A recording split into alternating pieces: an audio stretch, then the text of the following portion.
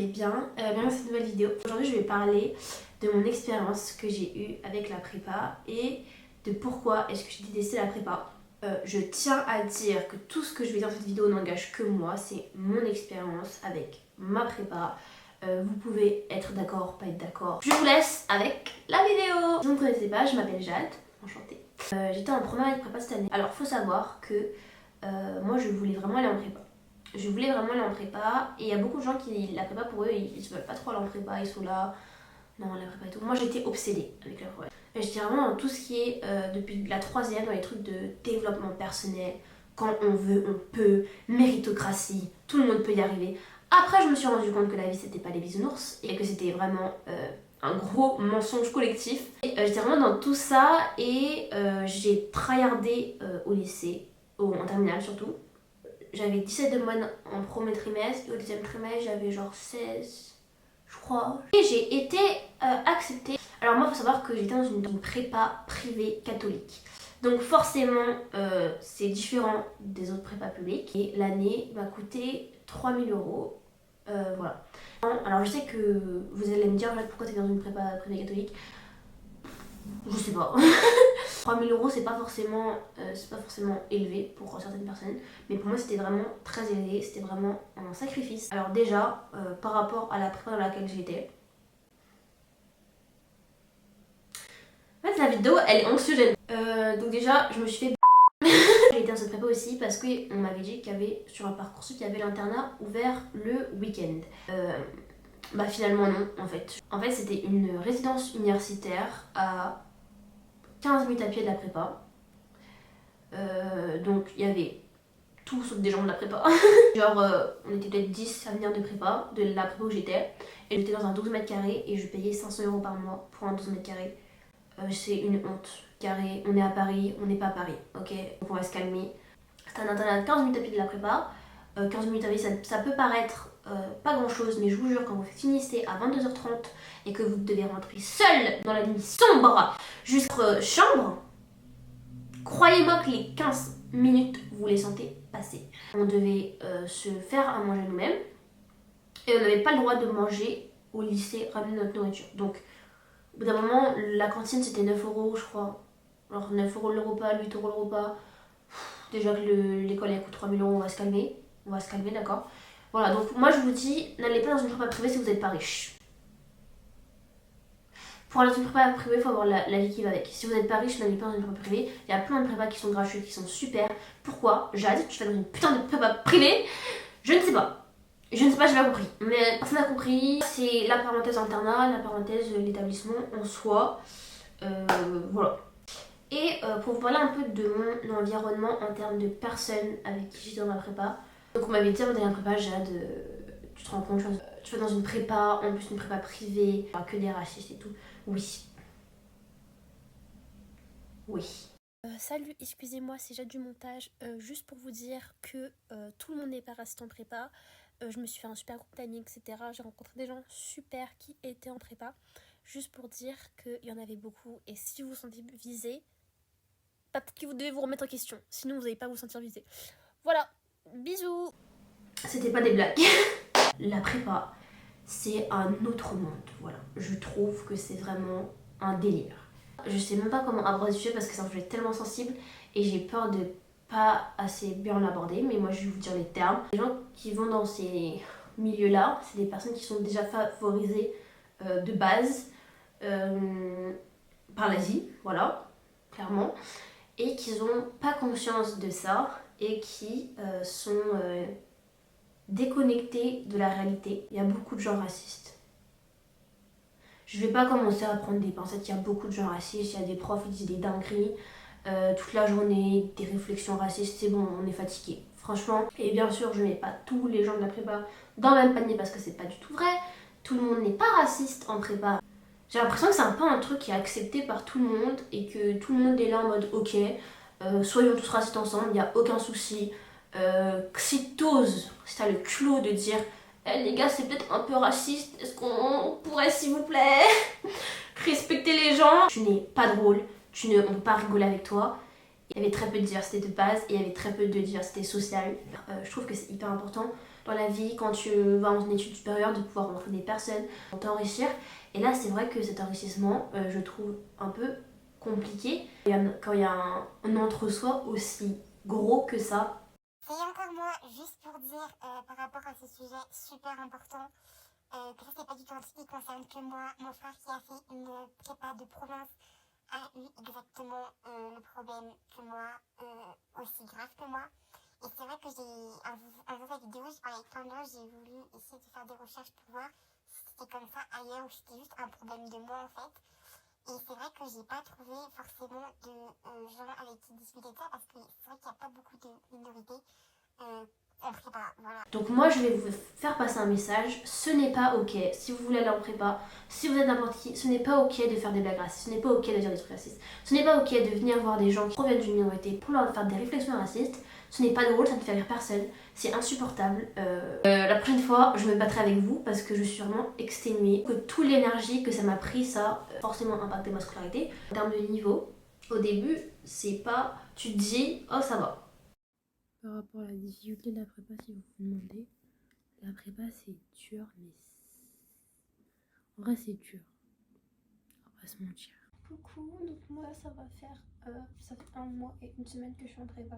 Premier mois de prépa très difficile en termes d'organisation de travail, en termes d'acquérir des méthodes, de s'organiser tout simplement et de savoir comment travailler.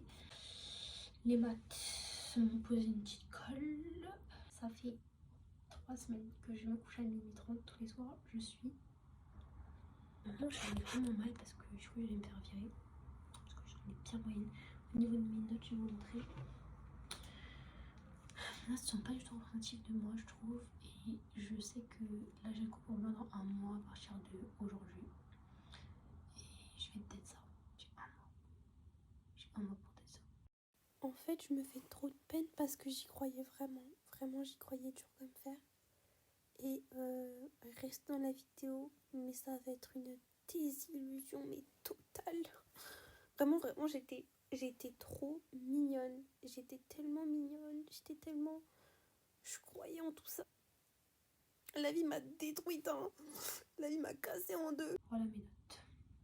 Je suis vraiment le bas du panier pour l'instant, mais je m'inquiète pas parce que je vais remonter. Moi j'arrive en prépa avec des difficultés puisque comme je vous l'ai dit précédemment, je suis dyslexique sauf que je ne savais pas. Voilà. J'ai toujours énormément travaillé, j'ai jamais eu d'aménagement, je me suis toujours démerdée. J'ai toujours su compenser ma dyslexie par mon travail.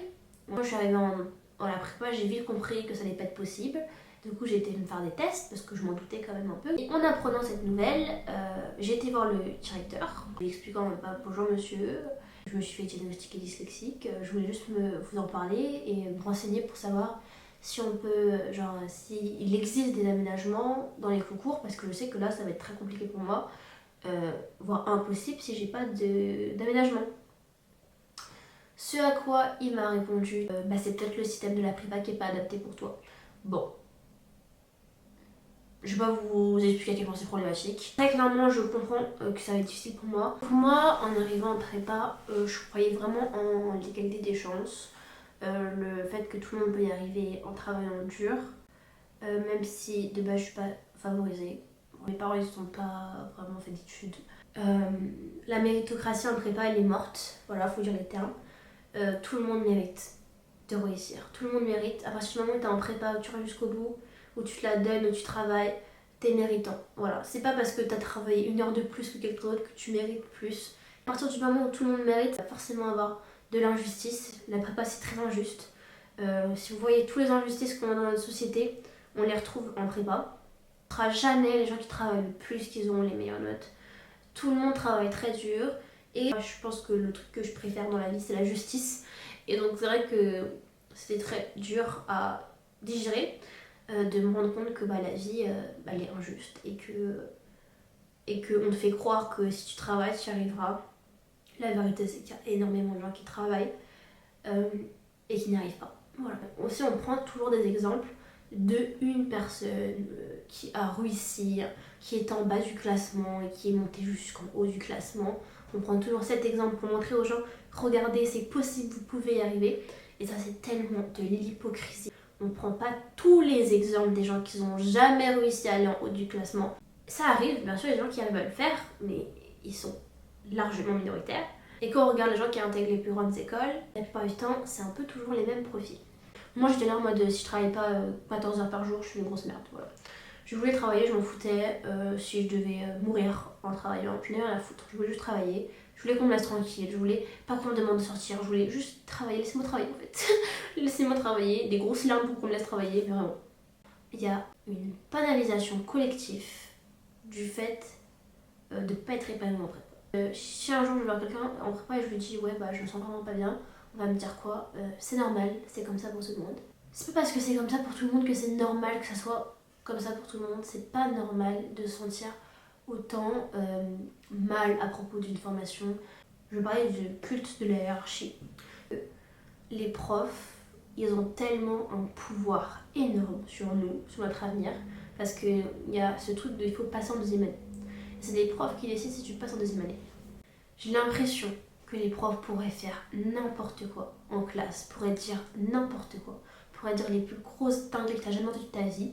Tout le monde serait là et ferait ça. Je vais te dire, prof, il envoie des gens au coin. Il a envoyé des gens au coin. En prépa. Il y a des profs, t'apprends rien dans leur cours, t'apprends juste leur avis politique et à quel point ils sont problématiques. Des cours, c'est des cours de politique, c'est des cours de je vais dire c'est quoi mon avis sur ça et on va parler pendant 1 heure et si vous n'êtes pas d'accord avec moi, j'en ai rien à foutre. Et genre, ce n'est pas ok, c'est pas parce que t'es prof que tu peux tout dire, c'est pas parce que t'es prof que tu peux envoyer des gens au coin, ils ont 18 ans. Affecté énormément aussi en prépa, c'est comment est-ce que les profs peuvent être horribles avec toi. Donc moi, comme je vous l'ai dit en début de vidéo, je suis dyslexique. Tout le monde le sait, je l'ai dit à tous mes profs. Quand j'ai été demander des aménagements en début d'année, on m'a dit que la prépa n'était pas adaptée pour moi. Et je me suis dit, Jade, c'est quoi, t'as pas besoin d'aménagement, t'as jamais eu d'aménagement, t'as toujours réussi à faire ça, tu vas te débrouiller, tu vas trouver une solution, tu vas apprendre à écrire. Non, je n'apprendrai jamais à écrire, puisque mon cerveau, il a un dysfonctionnement, je sais pas comment l'expliquer, qui fait que je ne peux pas. Voilà, je ne peux pas, ça sert à rien de me crier dessus, ça sert à rien de m'humilier devant tout le monde. Je ne peux pas, ce n'est pas de ma faute. Et donc, voilà, premier concours blanc, en prépa. J'ai pas les... Peut-être que je vais vous retrouver les résultats. J'étais pas dernière, j'étais dans les 10 derniers. J'ai tout donné, genre vraiment j'ai réalisé ma race comme tout le monde je pense. Et pour la note que j'ai eue, c'était très dur pour moi à gérer mentalement. Mais je me suis dit, moi je suis toujours dans les trucs en mode, c'est pas grave, je vais faire mieux, je vais m'améliorer, je vais aller à HEC et tout, c'est pas grave. J'arrive en cours de géopo et là le prof il me dit Zambo. Donc déjà je me dis non, j'ai réveillé le chat. Voilà, moi aussi ça m'a fait cet effet là. Clairement il m'a humiliée, voilà. C'était une humiliation. J'avais mal écrit son nom de famille, voilà. En même temps c'est dur à écrire. Je suis désolée, franchement il y a une complexité. Vous êtes incapable d'écrire mon nom de famille correctement, à partir de maintenant je vais vous appeler Zombo, comme les ouvriers au XVIIIe siècle. Quand on est nul comme ça, on change pas d'option. Vous êtes là, vous changez d'option là, vous êtes nul. Bref. Encore, me faire humilier, si je le mérite, je pense que je peux handle the situation. Mais me faire humilier quand je travaille énormément, je pense que je peux pas gérer la situation. C'était trop, genre, travailler autant pour un truc, pour te faire humilier à la fin, c'est terrible quand même. Un autre jour, je suis là, je fais rien. Vraiment, dans son cours, même pas. Rien que respirer, j'ai peur. Genre, dites-vous, j'étais stressée d'aller en cours, hein. Juste quand j'avais son cours. Je me réveillais plutôt pour m'habiller bien et tout, hein. J'avais trop peur de lui. Comment tu veux réussir tes cours, comment tu veux réussir ta prépa si la personne qui est censée te soutenir, la personne qui est censée te pousser vers la réussite, te terrorise autant. Un jour, le ventre de quelqu'un grogne, tout le monde se retourne et tout, et pensait que c'était moi. Et il dit Sambo, quand on est nul comme ça, on se permet pas de déranger tout le monde.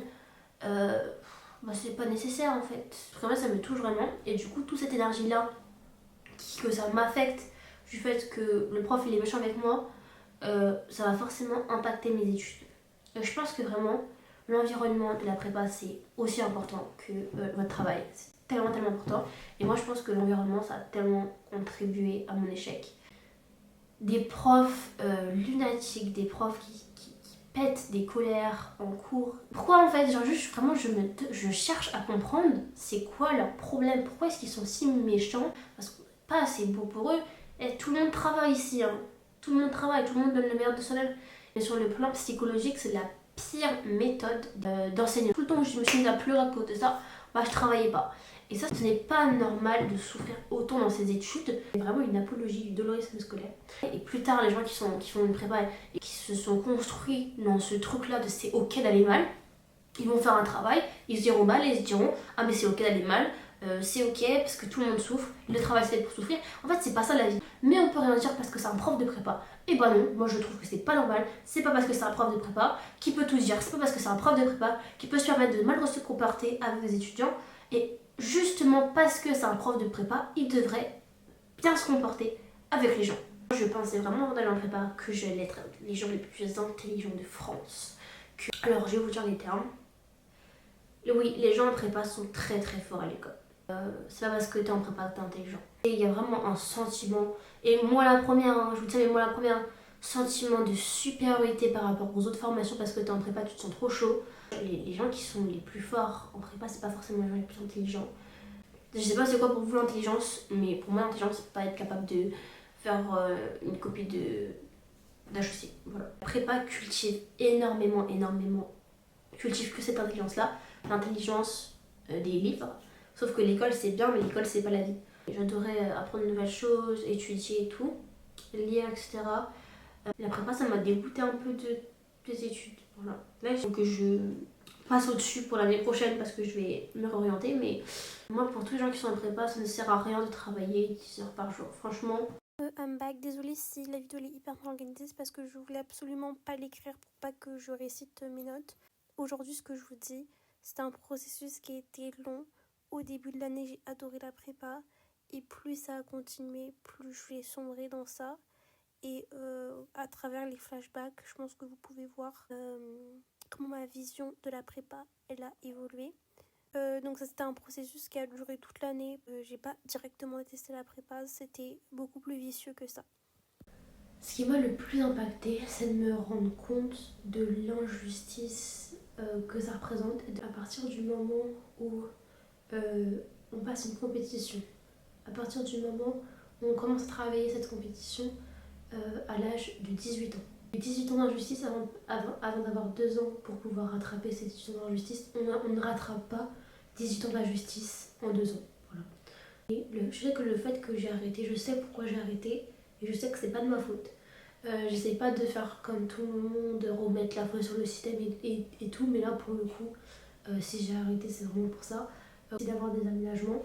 Mais en gros, j'ai appelé carrément ceux qui font les concours, j'ai envoyé des mails à ceux qui font les concours, j'ai tout essayé. Et du coup, ces derniers temps, je me suis énormément renseignée pour avoir des aménagements en concours. Et donc, je suis en train de. En fait, il faut remonter un dossier MDPH qui est très long et qui demande beaucoup de faire plein de différents tests qui coûtent cher, etc. Enfin bref, arriver en prépa sans aménagement, c'est impossible. Et je travaille très dur pour y arriver. Je ne peux pas y arriver si je n'ai pas les mêmes chances que les autres. Pour y arriver, ce n'est pas possible. Et donc, c'est comme quand j'ai su qu'il compterait les fautes, peu importe ta condition, c'est là que j'ai compris que je pourrais jamais y arriver. J'ai envie de parler du sommeil en prépa. Moi, je suis quelqu'un qui dort beaucoup de base, j'ai vraiment beaucoup d'heures de sommeil. Genre, c'est moi, j'ai mal géré mon sommeil, c'est de ma faute. À partir du moment où tu restes au lycée jusqu'à 22h30 et que tu as d'autres choses à faire encore, après en rentrant, tu vas te coucher tard. Et du coup, moi, clairement, le sommeil, c'était tellement compliqué. Les premières vacances, je suis rentrée chez moi en pleurs. J'ai demandé à mes parents de m'emmener à l'hôpital pour me faire piquer. Je voulais me faire piquer, genre vraiment, piquez-moi, genre, laissez-moi dormir. Vraiment, je voulais mourir temporairement. Je voulais faire un coma. Mettez-moi dans le coma, je sais pas, faites quelque chose, je peux pas dormir. Enfin, et j'avais tout en retard, je n'arrivais pas à m'éveiller. J'ai vraiment 1 seconde de sommeil, vraiment 10 minutes de sommeil pour moi, c'était tellement magique. Et est-ce que c'est une vie ça? Aussi j'ai envie de parler du stress. Le stress que j'ai ressenti en prépa, dites-vous que j'ai pas eu mes règles. Je connais des gens qui n'ont pas eu leurs règles. Moi j'ai pas eu mes règles pendant genre, ça m'est jamais arrivé. De base moi j'ai toujours mes règles bien. Tellement j'étais stressée, je n'avais plus mes règles. Mes règles ont disparu. Trop drôle parce que genre je n'avais plus mes règles pendant tout le temps où j'étais dans ma ville. Et quand je suis rentrée chez moi, dès que je rentrais chez moi j'avais mes règles. Genre, je rentrais pas souvent chez moi, hein. Je rentrais que pendant les vacances. Et quand je rentrais chez moi, j'avais mes règles. Et quand je repartais, j'avais plus mes règles. Genre, tellement L'ambiance, elle était anxiogène dans la prépa et tout. J'étais en train de demander à mon groupe d'amis de la prépa quelles auraient été les choses qu'elles auraient aimé savoir avant de venir. Une amie à moi a répondu que la motivation ne suffit pas. Au fur et à mesure de l'année, j'ai compris que j'y arriverais pas, que je passerais pas en deuxième année. Au fur et à mesure de l'année. Et donc mon option, c'était quoi? Clairement, c'était de changer de prépa. De changer de prépa dans une autre prépa et de recommencer ma première année. J'avais trouvé une prépa qui acceptait ça. J'ai vraiment dit à tout le monde, vraiment, si je dois travailler pendant 4 ans, 7 ans, 18 ans pour aller dans une bonne école de commerce, je le ferai. Le pire, c'est que tu as sacrifié tout ça, je sais même pas ce qu'il y a en école de commerce, je sais même pas si c'est ce que j'ai envie de faire. Nous sommes le 11 mars et beaucoup de choses à changer. En fait, c'est juste dingue ce qui est en train de se passer parce que toutes ces 4 dernières années, je m'étais jamais dit que je ferais autre chose que la prépa. Et pour vous dire à quel point ça comptait pour moi, c'était pas juste un truc que je faisais comme ça parce que je savais pas quoi faire d'autre. Mais j'étais prête à faire 3 ans de prépa, 4 ans de prépa. J'étais prête, hein, franchement. J'ai le concours blanc numéro 2. J'ai décidé de pas partir en vacances. Et t'as des vacances, et moi j'ai décidé de rester dans ma chambre, dans mon 12 mètres carrés, pour travailler. Au début, première semaine, je travaille de ouf. Je m'étais fait un programme carré, je travaille de ouf. Fin de la première semaine, c'était dur. La fin de la première semaine, je me rends compte que je m'améliore pas. Je me rends compte que je refais les sujets de début d'année, je suis toujours incapable de les faire. Je me rends compte que c'est trop dur. Je me rends compte que je m'améliore pas, que je me suis pas améliorée, que ça fait genre 7 mois que je suis là, que je me suis pas améliorée, que... Et vraiment, genre c'était une douche froide parce que j'y croyais vraiment que je pouvais m'améliorer et je me suis tout simplement rendu compte que non, je m'améliorais pas, que je m'améliorais jamais, que je m'améliorais jamais assez vite. Mes profs m'ont vraiment dit, déjà tu n'y arriveras pas, tu n'y arriveras pas, tu t'amélioreras pas assez vite. Voilà. J'ai lu un livre et tout et je me dis putain mais pourquoi est-ce que je m'inflige tout ça, genre vraiment. Dites-vous que jamais de toute l'année, une seule idée d'arrêter, genre jamais pour moi c'était impossible. À ce moment-là, l'idée me traverse l'esprit. Je me fais mais Jade, arrête, genre vraiment arrête. Genre arrête, pourquoi tu te fais souffrir, pourquoi tu subis tout ça, est-ce que ça vaut le coup? Au final tu vas faire 3 ans de prépa, tu vas même pas réussir puisque tu es dyslexique, les concours ils sont pas adaptés pour toi, que tu pourrais faire autre chose qui te permettrait d'aussi faire une école de commerce. Moi je suis arrivée à une page, genre c'était très sombre. Hein. Genre vraiment rien que l'idée d'arrêter c'était magique, genre vraiment le sentiment incroyable que j'ai ressenti. Je suis tellement heureuse d'avoir arrêté. Est-ce que je regrette d'avoir été en prépa? La réponse est oui et non. Alors je suis pas du tout partisante du fait de dire dans la vie il faut jamais rien regretter parce que tout fait partie de son histoire. Des fois il y a juste des choses que tu fais qui sont pas nécessaires en fait. Je regrette dans le sens où j'ai dépensé de l'argent pour pas grand chose. Franchement, sincèrement, écoutez-moi bien. Ouvrez grand bien vos oreilles. N'allez pas dans une prépa pour le prestige de la prépa. Allez dans une prépa où vous êtes sûr de vous sentir bien. Moi, tout le monde me l'avait dit, tout le monde me l'avait conseillé. J'ai pas écouté. J'ai fait l'aveugle. Faites pas les aveugles. Il y a un prof de terminale qui m'avait dit quelque chose avant que j'aille en prépa. Et j'y pense encore. Il m'avait dit clairement, il m'avait dit, moi Jade, j'ai de l'expérience. C'est pas les gens qui étaient dans les plus grandes prépas qui ont le mieux réussi. Ça c'est vrai. Heureusement que ma raison est revenue sur terre et que je me suis dit arrête. Je pense qu'il y a souvent ce truc là de genre oui faut pas prendre l'option facile parce que arrêter c'est l'option facile, il faut continuer et tout. Croyez-moi qu'il faut beaucoup de courage pour s'orienter, il faut beaucoup de courage pour avoir de l'honnêteté intellectuelle et se rendre compte que c'est pas ce qui est fait pour nous. Moi je plains les gens qui restent dans leur formation parce qu'ils n'ont pas le courage et la force de se réorienter pour faire des choses pour lesquelles ils se sentiront mieux. Mais après je regrette pas dans le sens où j'ai vraiment fait des très bonnes rencontres. Et pour ce qui est de je regrette pas, je tenais à dire que j'ai rencontré vraiment un super groupe d'amis. J'ai vécu des moments à l'internat, même s'il n'y avait pas beaucoup de gens à l'internat, super drôle. Et c'est vraiment une expérience de vie mine de rien. Donc voilà. On m'a quand même appris beaucoup sur ce que je voulais pas dans la vie et sur la formation en soi parce que je pense que j'étais tellement têtue en terminale, je voulais tellement faire une prépa, je voulais tellement faire des grandes études que il fallait vraiment souffrir pour changer d'avis. Est-ce que je recommande la prépa? Franchement, si j'avais des petits sœurs, est-ce que je leur recommanderais la prépa? Je leur recommanderais pas la prépa parce qu'elle induit trop de souffrance pour les gens qui sont en bas de l'échelle sociale. Après ça, c'est mon avis à moi. Je sais que j'aurais pu faire une formation dans laquelle j'aurais été beaucoup plus créative, beaucoup plus épanouie, où j'aurais fait des choses que j'aimais directement et ça aurait été beaucoup mieux pour moi. Si j'avais pas été entêtée à vouloir absolument faire des grandes études qui me rendent malheureuse. Moi ce que je recommande aux gens c'est de faire des choses pour lesquelles ils sont passionnés et si ça vous passionne et que vous êtes épanoui en prépa, bah tant mieux pour vous. Le message que je veux faire passer c'est que si c'est dur pour vous en prépa, si vous n'arrivez pas en prépa, ce n'est pas la fin du monde. Vraiment, j'ai l'impression que quand t'es en prépa, toute ta vie tourne autour de la prépa. T'as l'impression que si tu rates la prépa, tu rates ta vie. Tu ne rates pas ta vie. La vie c'est tellement plus large que la prépa. Il y a tellement d'autres choses à voir que la prépa. Là, si vraiment tu t'en peux plus, t'as envie de mourir. J'entends des gens, ils sont là, ils ont envie de se suicider. Et on leur dit, mais continue, il faut s'accrocher. Non, mais arrête, faut pas être accroché à la vie, à la mort, à la prépa. Il y a d'autres choses dans ta vie, c'est pas grave si tu fais pas forcément une prépa, ce n'est pas grave. La chose, c'est toujours de faire quelque chose par passion et pas par envie de prestige ou d'argent. Parce qu'on n'a qu'une seule vie et tout ce qu'on a dans notre vie, c'est du temps. Et le temps, ça passe vite.